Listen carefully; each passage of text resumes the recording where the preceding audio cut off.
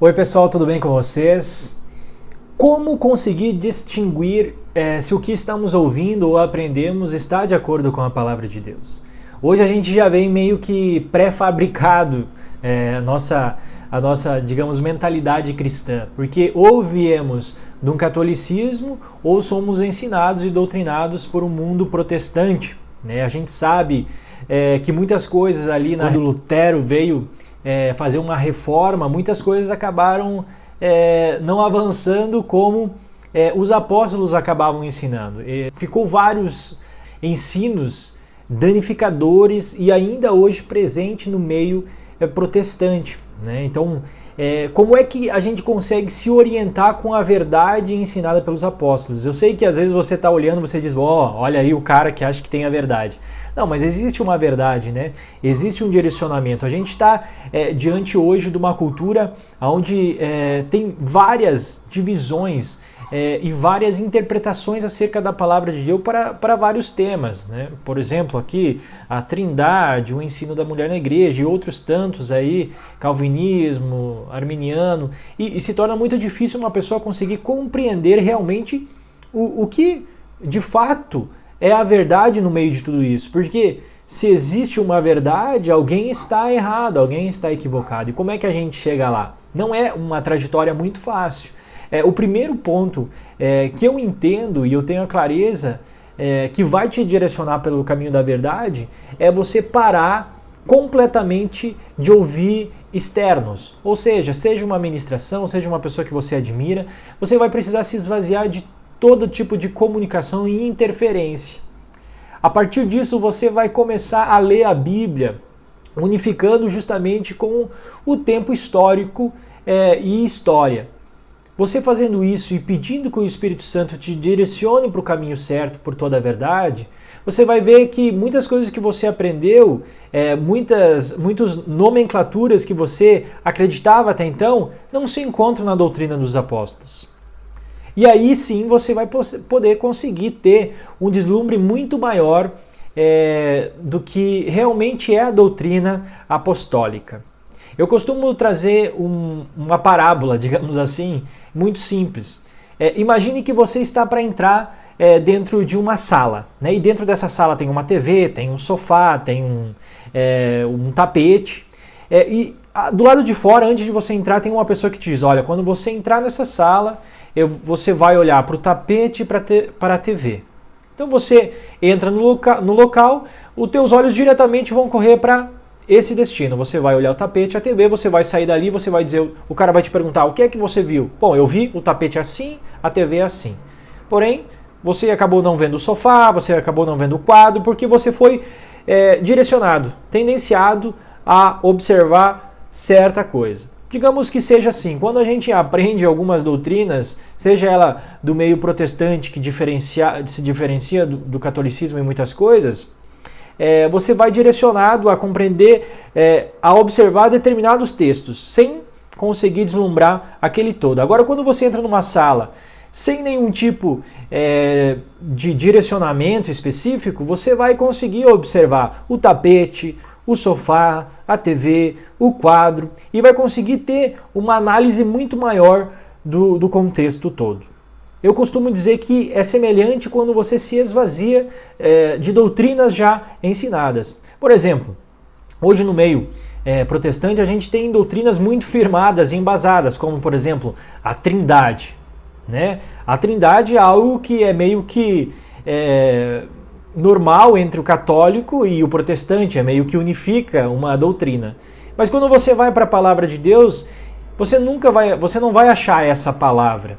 E você também não vai encontrar o Espírito Santo como sendo um ser distinto do Pai e do Filho, mesmo que eles digam que são trinos, 3 em 1, são um, né? Mas você não vai distinguir isso, você não vai ter essa palavra Trindade, você não vai ver os apóstolos se tratar do Espírito Santo como uma terceira pessoa, como uma pessoa distinta do Pai e do Filho, mas sim o Espírito de Santidade que habita no Pai e do Filho, que é enviado pelo Pai e pelo Filho, né, para que o homem hoje não permaneça só, mas presente por meio do Espírito deles. Nessa pegada que você começa a compreender que muitas coisas não batem. Você vai numa igreja protestante hoje, diferente do catolicismo, você vai ver uma mulher ensinando.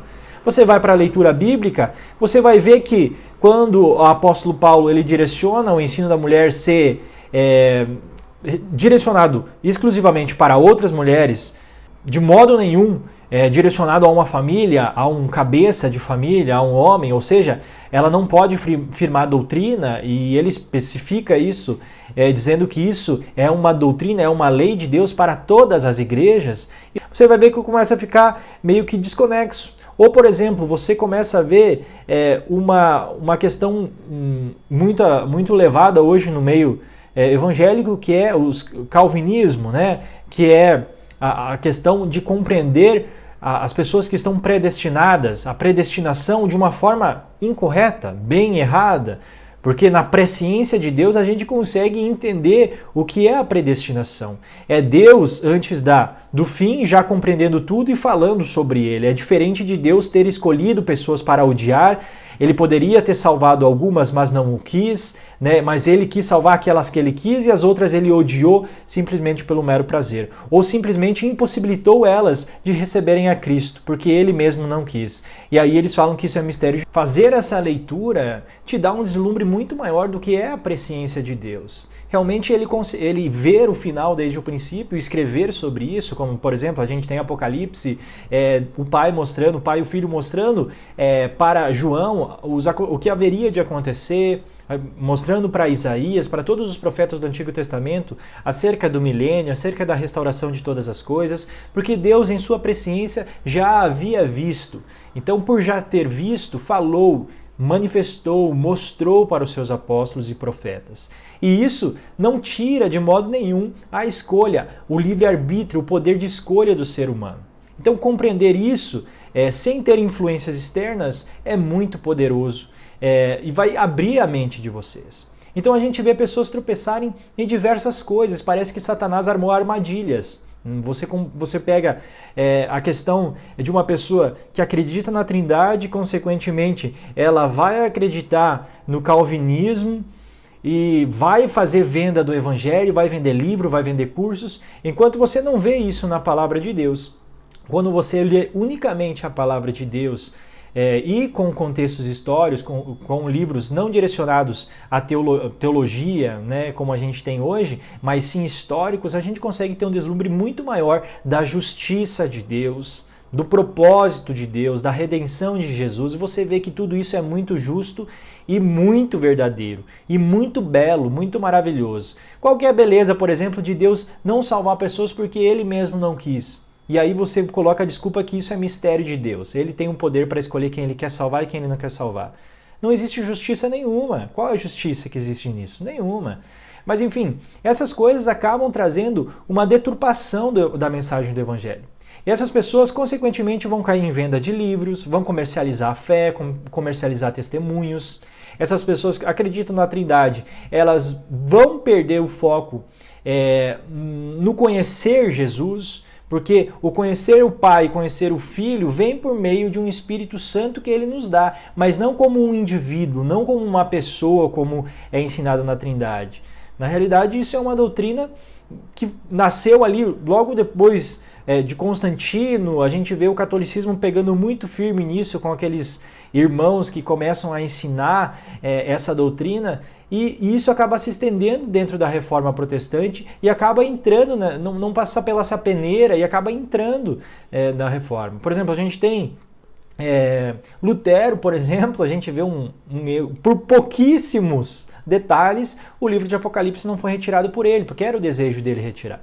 Então, assim, a gente vê que Lutero foi um homem, assim, digamos, importante para que o evangelho se propagasse para outros lugares, mas de certa forma a gente vê logo depois Calvino vindo e destruindo toda a mensagem, toda a justiça do evangelho. Então, a gente vê que quando a gente vai para a Bíblia, vai para a leitura dos livros, dos profetas, da Torá, a gente consegue ter um deslumbre de todo o propósito de Deus e não fica preso a essas doutrinas.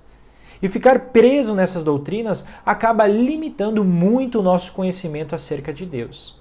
E eu digo isso a vocês com total experiência em observar pessoas que acabam tropeçando. ou acabam tropeçando na Trindade, ou acabam tropeçando na venda do Evangelho, na venda de livros, ou acabam tropeçando no ensino de mulheres ensinando dentro da igreja, ou no dízimo, ou acabam fazendo outros tipos de se equivocar, né?